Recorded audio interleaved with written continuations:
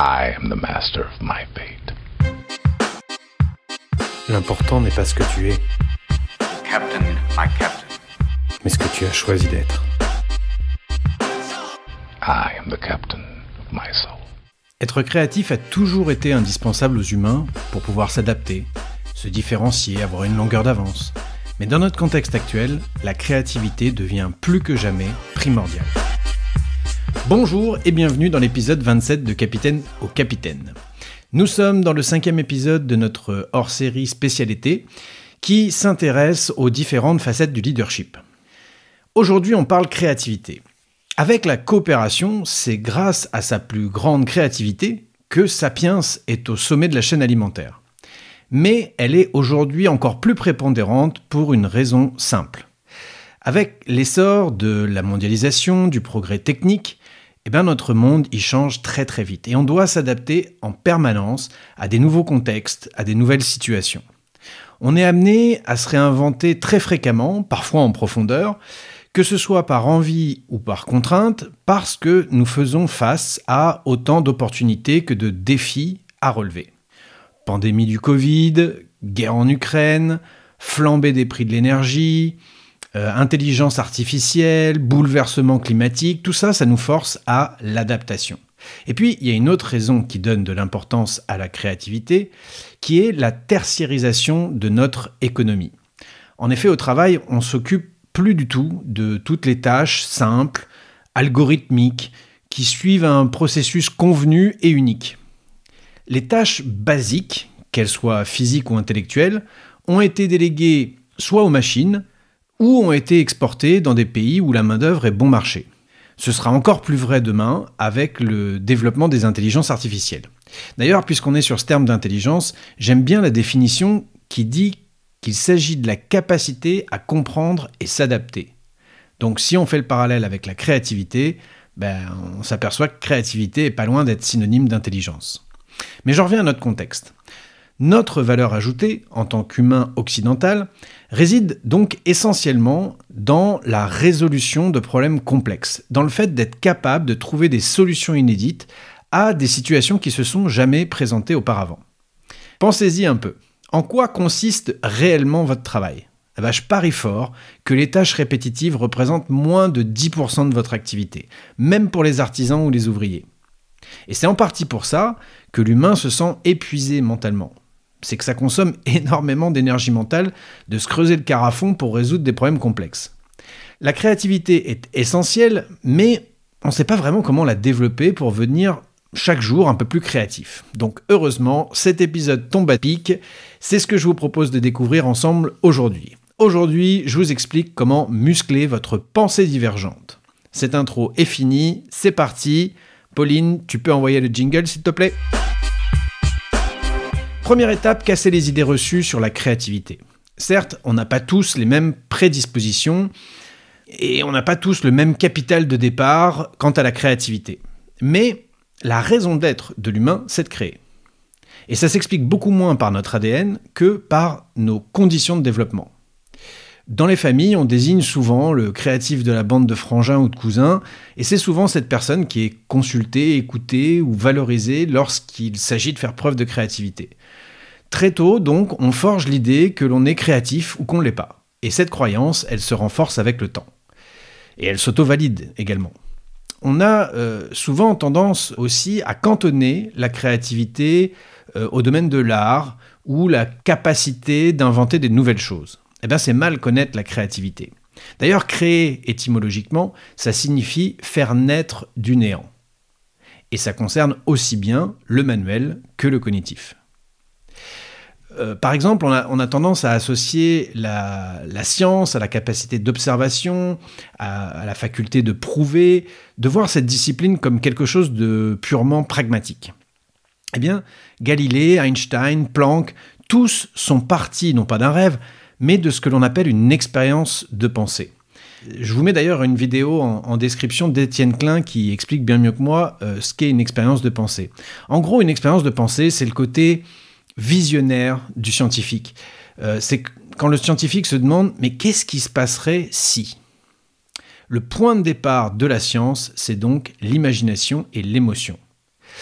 On sait aussi que Star Wars, par exemple, a été le point de départ de nombreuses recherches scientifiques très sérieuses qui ont amené des innovations incroyables. Notamment, les scientifiques étaient fascinés à l'idée de pouvoir reproduire un sabre laser. Ils maîtrisaient déjà parfaitement le rayon laser, mais ils se sont interrogés, ils ont cherché à comprendre pendant des années comment on pouvait avoir un rayon interrompu pour donner un sabre. L'imagination est le point de départ de toute création. La création est la nature de l'humain, donc l'imagination est la nature de l'humain. Alors excusez ce sophisme à deux balles, mais admettez que ce n'est pas loin d'être vrai. En fait, l'autre gros problème qui nous empêche d'être créatifs, c'est de considérer la créativité comme une compétence en soi, alors qu'il s'agit d'un processus qui demande de nombreuses qualités différentes. On devrait plutôt parler de processus créatif pour désigner les différentes étapes de la création. C'est pas suffisant d'avoir 50 idées à la minute si on n'en transforme aucune. Il y a plusieurs étapes qui mènent à la création. Eh bien, on peut déjà distinguer deux postures de pensée à incarner consécutivement et non pas simultanément. Il s'agit de la pensée divergente et de la pensée convergente. Alors, Kesako. La pensée divergente, c'est l'exploration de tous les possibles. C'est faire éclater le cadre, prendre des détours, suspendre sa critique, son jugement, encourager l'expression, imaginer des solutions grotesques, pas de oui mais.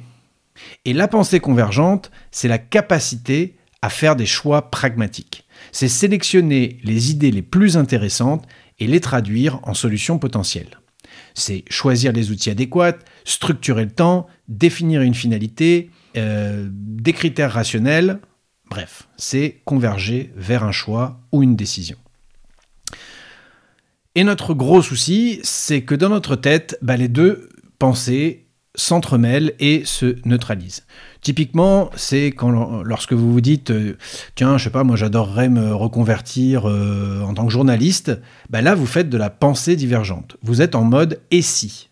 Mais très vite, une petite voix hurle en vous qui vous dit « c'est pas possible, les études sont trop longues, les carrières sont bouchées, tu gagneras moins bien ta vie qu'aujourd'hui, t'as des gosses à nourrir, un crédit à payer ». Vous utilisez alors la pensée convergente qui applique de la rationalité à vos idées. Bon, en général, cette seconde voix fait éteindre la première et on abandonne l'idée. Il se passe en général la même chose en collectif quand les énergies ne sont pas cloisonnées. Le manager demande quelles sont les idées de l'équipe, une personne donne une idée et un collègue évoque pourquoi c'est pas possible ou ce qu'il trouve risqué là-dedans. Alors le premier à avoir compris que ces énergies étaient toutes utiles mais qu'il fallait les discipliner pour qu'elles soient productives, c'est Walt Disney. On dit que dans les années 70, le dirigeant avait séparé ses équipes physiquement pour les répartir dans 3 bâtiments différents. Dans le premier, il avait mis les rêveurs, les personnes qui ont une disposition particulière à imaginer, visualiser, générer des idées inédites. Et l'espace de travail était organisé pour stimuler cet état d'esprit. Alors ça passait par le mobilier qui était coloré, l'agencement des bureaux, tout était fait pour mettre ces générateurs de possibles en action. Et puis, ils passaient le fruit de leur réflexion à des personnes qui jouaient le rôle des réalistes. En gros, c'est la casquette du chef de projet, qui prend une idée et qui la transforme en action. Ces derniers, ils déterminaient ce que l'idée demanderait en termes de ressources, de budget, de temps, de moyens. Et les réalistes passaient ensuite leur analyse aux critiques. Et le but des critiques, c'était pas de démonter l'idée pour prouver qu'elle était irréaliste ou irréalisable, mais plutôt de bonifier l'idée en posant essentiellement les questions « pourquoi » et « comment ». On leur demandait d'améliorer un projet en l'optimisant, en défiant positivement son bien fondé et sa réalisation. Le résultat était de nouveau confié aux rêveurs qui utilisaient cette critique constructive comme une nouvelle base de réflexion. Et c'est là le génie de cette organisation. C'est d'avoir compris avant tout le monde qu'un processus créatif était avant tout itératif. C'est-à-dire qu'il suit une boucle sans fin qui augmente la puissance d'une idée à chaque fois que l'on observe cette idée sous un nouvel angle, selon une certaine logique. Ce concept sera repris plus tard par un psychologue maltais, Edward de Bono, rien à voir avec le chanteur de U2, et qui a nommé cela la pensée latérale. On reparlera de Bono en fin d'épisode. Donc, au lieu d'emmêler nos pensées dans des énergies qui se neutralisent, il faut donc les séquencer tour à tour. Alors, dans cette pensée divergente-convergente, on est plutôt atrophié de la pensée divergente. Il y a tout un tas de raisons pour ça, mais on est beaucoup plus souvent orienté vers la pensée réaliste, vers la pensée critique. Donc on a tout intérêt à muscler notre imagination et notre capacité à rêver. Il y a Sir Ken Robinson, un pédagogue qui s'est rendu célèbre par ses nombreuses études pédagogiques et notamment aussi par une conférence TED qui a été visionnée plus de 20 millions de fois, je crois, et qui insiste sur le fait que l'école tue la créativité. Parce qu'à l'école, on nous présente un problème et il faut trouver la solution unique qui est plébiscitée par le programme. Et selon lui, la peur d'échouer est aussi une des pires conditions pour l'imagination. Bon, ça me va bien parce que ça rejoint ma croyance que nous recevons tous le potentiel d'être créatifs et que la différence se fait sur le conditionnement et l'entraînement. Bon, pour rentrer dans le concret, voici 12 conseils pour développer votre intelligence créative et votre imagination. Le premier, il est tout simple, très pratico-pratique, marcher. C'est prouvé par une étude de Stanford, l'immobilisme tue la créativité. Alors n'hésitez pas à vous lever de votre bureau, vous déconnecter de l'écran et à marcher dans un environnement paisible si possible, et vous verrez que les idées viennent plus facilement. J'ai croisé d'ailleurs plusieurs organisations qui optent de plus en plus pour les réunions en marchant. Certaines réunions, pas toutes, mais ils ont constaté que ça favorisait l'imagination et la communication entre les personnes. Deuxième conseil, créez-vous un espace de créativité. C'est peut-être pas forcément un espace permanent, mais en tout cas, créez les conditions matérielles d'organisation, de conditions autour de vous pour favoriser votre créativité. On sait que Léonard de Vinci, il avait configuré son atelier pour que ses 5 sens soient stimulés.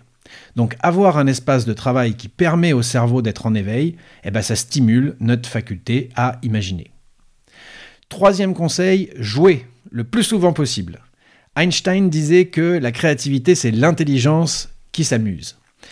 Pour stimuler votre créativité, appuyez-vous sur vos passions, sur vos centres d'intérêt, sur quelque chose qui vous motive. Et puis, imaginez-vous à imaginer des nouvelles pistes, des nouvelles manières de faire. Il y a aussi les jeux comme les Lego, les mécanos qui sont aussi assez stimulants pour l'imaginaire. Tout ce qui ne comporte pas de plan prédéterminé et qui laisse libre cours à votre créativité.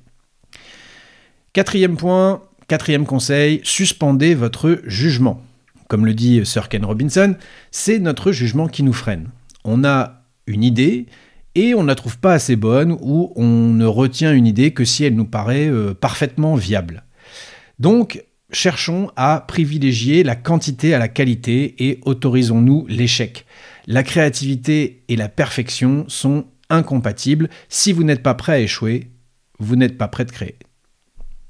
Cinquième conseil, apprenez à aimer le flou. C'est en apprenant à être à l'aise avec l'incertitude, avec l'imprécision, que l'on peut plus facilement pousser une idée dont les contours ne sont pas totalement définis au départ. Les personnes les plus imaginatives n'ont en général pas tous les détails en tête, ils tirent le fil petit à petit. On traitera d'ailleurs la gestion de l'incertitude dans un prochain épisode à la fin de l'été. Sixième conseil, explorez la nouveauté. Guillaume Mathias nous le rappelait dans l'épisode 17 de Capitaine au Capitaine, notre cerveau a tendance à se spécialiser. C'est ce que l'on appelle communément notre zone de confort. Il est donc important de faire l'effort conscient d'aller constamment vers la nouveauté pour entraîner notre cerveau. Explorer un nouveau chemin pour aller au travail, goûter un aliment que vous ne connaissez pas, effectuer une tâche avec la main que vous utilisez le moins, intéressez-vous à un sujet que vous ne connaissez absolument pas.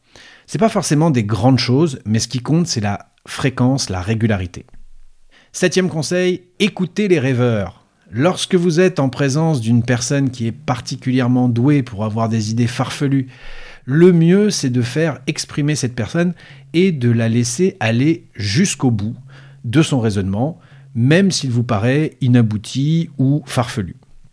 Si vous n'êtes pas forcément doué en pensée divergente, de grâce, allez chercher des alliés et ne les freinez pas de vos objections. Écoutez-les. 8e conseil, défiez les contraintes. On restreint trop souvent notre pensée en gardant les mêmes hypothèses de départ. Quel que soit votre défi, posez-vous les questions. Qu'est-ce qui nous oblige à faire ceci ? Comment on pourrait se passer de faire cela ? Qu'est-ce qui, dans l'absolu, nous interdit de faire ainsi ? Sortir du cadre, c'est parfois casser le cadre, en défiant les contraintes que l'on s'impose parce qu'on a toujours fait comme ça ou parce que tout le monde fait comme ça. Un bon exemple que j'aime bien, c'est le Cirque du Soleil. C'est une organisation qui a connu un succès mondial assez fulgurant, alors que le modèle économique des cirques était complètement en berne. Mais au lieu de faire du cost-killing, des ajustements en donnant moins à manger aux lions, ce qui est rarement une bonne idée, ou de moins payer leurs artistes, ils ont complètement chamboulé les conventions. Qui a dit qu'un cirque devait être itinérant et devait forcément avoir des animaux ? Comment est-ce qu'on pourrait intéresser à la fois les parents et les enfants ? Résultat, un chapiteau en résidence, plus d'animaux et du théâtre avec des nouvelles disciplines. Ce qui les prive, bien sûr, de concurrence, puisque personne ne faisait ça avant. C'est ce qu'on appelle la stratégie de l'océan bleu, mais ça c'est pour un autre épisode. 9e conseil, transposer les concepts. On a déjà inventé beaucoup de choses, et la vraie nouveauté est difficile. La créativité, c'est parfois du recyclage. Vous pouvez prendre une bonne idée ou un bon concept dans un pays pour le ramener dans le vôtre, et ce sera une nouveauté. En vacances, moi quand je suis à l'étranger, je reviens souvent avec 10 idées de business que j'ai vues, que l'autre pays m'a inspiré. Mais on peut aussi transposer une idée d'une discipline à une autre. Observer et transposer un concept à une autre activité, à une autre discipline, c'est de la créativité. 10e conseil, observez la nature. En plus de nous détendre, la nature est un centre de recherche et développement de plusieurs milliards d'années. On n'a jamais fait mieux que les innovations de la nature. Donc, prenez un temps et observez un maximum comment fonctionne la nature autour de vous et inspirez-vous-en. Ça s'appelle le biomimétisme et c'est une discipline à part entière. J'essaierai de développer le sujet prochainement. 11e conseil, dessinez, écrivez, modélisez. On reste trop dans notre tête. Et nos idées, par définition, c'est pas quelque chose de visible, c'est pas quelque chose de palpable, de concret. Donc lorsque vous souhaitez développer une idée, notez-la, décrivez-la, dessinez-la, prototypez-la. Consigner ces idées dans un journal, c'est une ressource exceptionnelle d'inspiration. Lorsque vous reprendrez ce carnet dans quelques semaines ou dans quelques mois, vous serez surpris de redécouvrir toutes vos bonnes idées et le contexte ayant évolué, certaines idées farfelues de l'époque seront peut-être maintenant viables. Comme disait Victor Hugo, rien n'est plus fort qu'une idée dont l'heure est venue. 12e et dernier conseil, faites de la place à votre esprit. C'est le grand mal de notre époque. Notre cerveau ne s'ennuie plus. Il est constamment stimulé et jamais au repos. Nous voyons l'inaction comme une perte de temps parce qu'on est obsédé par le résultat. Donc, il ne s'agit pas de flâner sur le canapé en regardant une série Netflix. Les grands déclics viennent lorsqu'on laisse son esprit divaguer, errer sans but précis. C'est à cet instant que votre inconscient travaille à fond. Je me souviens d'une expérience assez troublante lorsque je voyageais en sac à dos. En Amérique du Sud, on peut faire des voyages en bus de plus de 20 heures sans vraiment avoir l'opportunité de recharger les batteries d'ordinateur ou de téléphone. Eh bien, c'est dans ces trajets, les yeux plongés dans les paysages, que je me suis senti le plus connecté à moi-même et qu'a commencé à émerger l'un des plus grands déclics de ma vie. Voilà pour ces 12 conseils et maintenant je vous partage 2 exercices pratiques qui peuvent constituer votre petit défi de la semaine. Prenez un objet du quotidien, comme une chaussure, une fourchette, peu importe, et c'est mieux de l'avoir sous les yeux et de pouvoir le saisir pour le manipuler, le regarder sous tous les angles. Prenez un papier, un stylo et donnez-vous 2 minutes pour écrire le plus d'utilisation possible de cet objet. Une chaussure, ça peut ainsi devenir un marteau, voilà, pour taper sur quelque chose. Ça peut être une tapette à mouche, ça peut être un pot de fleurs si on met de la terre dedans, ça peut être un chapeau original pour une poupée. Bref, il ne faut pas que ce soit forcément réaliste. L'important, c'est de décrouter son cerveau en produisant un maximum d'idées sans se juger. D'ailleurs, je vous conseille de jouer entre amis ou en famille, et si vous le faites en famille avec des enfants, vous verrez que les enfants, en général, les enfants de 6-7 ans, sont particulièrement imbattables à ce jeu. Deuxième exercice, le « qu'est-ce qui se passerait si ?»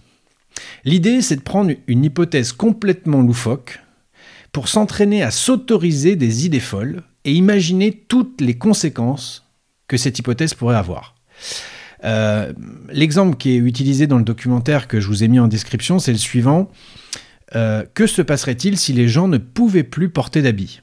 Alors les réponses qui sont imaginées par le présentateur, qui se plie à l'exercice, c'est de dire on aurait peut-être plus de liens avec la nature, l'industrie de la perte de poids exploserait, on consommerait beaucoup plus de crème à raser, voilà. Vous pouvez imaginer également que se passerait-il si nous pouvions tous lire dans les pensées, ou que se passerait-il si les animaux pouvaient parler. Essayez de vous contraindre à trouver au moins 50 conséquences sans vous soucier si elles sont crédibles ou pas. Il s'agit juste d'entraîner votre pensée divergente. Je vous avais dit qu'en fin d'épisode, nous reparlerions d'Édouard de Bonneau, qui a théorisé la méthode des 6 chapeaux, que j'apprécie beaucoup. Il a poussé le raisonnement de Walt Disney un peu plus loin, et il a défini 6 énergies utiles pour être créatif. Le chapeau blanc, c'est le chapeau des faits, des données. Qu'est-ce que vous savez sur le problème, la situation que vous essayez de résoudre ? Il y a ensuite le chapeau bleu qui est celui de l'organisation des idées, du processus. Quelles sont les grandes étapes de votre processus de résolution pour trouver une solution à vos problèmes ? Voilà, par quoi vous devez passer. Le chapeau vert, c'est celui de la créativité. Quelles sont toutes les options possibles pour résoudre votre problème, même les plus farfelus ? On dit que dans le chapeau vert, le farfelu est le bienvenu. Le chapeau noir, c'est celui du pessimisme. Quels sont les obstacles, les contraintes, les risques, les manques liés à votre problème? Le chapeau jaune, c'est celui de l'optimisme. Quelles sont vos ressources, vos compétences, vos atouts, vos soutiens pour trouver une solution? Et le chapeau rouge, c'est celui des émotions. Que ressentez-vous? Quelle intuition avez-vous? Que vous dit votre corps et votre cœur? Je vous mets un lien en description pour aller plus loin sur l'utilisation de cet outil puissant. Le concept qui est utilisé, c'est celui de la multiperception, c'est-à-dire de déplacer son esprit pour regarder la situation sous de nouveaux angles. D'ailleurs, lorsque vous butez sur un problème, vous pouvez vous demander ce qu'en penserait votre tante, Donald Trump, Homer Simpson. Ça aide à assouplir notre cadre de pensée. Voilà, en résumé, la créativité est un processus qui suit plusieurs étapes successives qu'il faut organiser. Elle stimule plusieurs compétences et plusieurs postures sur lesquelles il nous faut nous entraîner. Nous améliorons notre potentiel créatif à chaque fois que nous embrassons la nouveauté. Notre esprit est un muscle qu'il faut savoir laisser au repos pour qu'il puisse nous donner tout son potentiel. Chacun a des prédispositions singulières et son propre mode de résolution de problèmes, et c'est bien utile de le conscientiser pour pouvoir l'optimiser. J'espère que cet épisode vous a intéressé, et si vous êtes encore là pour l'écouter, eh bien, c'est que vous êtes resté jusqu'au bout, donc n'hésitez pas à vous abonner et à noter l'épisode au maximum. Retrouvez, comme d'habitude, cet article sur le blog des capitaines sur www.lescapitaines.com à la page Inspirotech. Je vous dis bon petit défi de la semaine et je vous donne rendez-vous dimanche prochain où nous verrons cette fois comment muscler notre assertivité. Je vous laisse sur une citation de Robert Greene. La créativité se situe à la rencontre de la discipline et de l'esprit enfantin. Bonne semaine, bonne création et à la semaine prochaine, capitaine.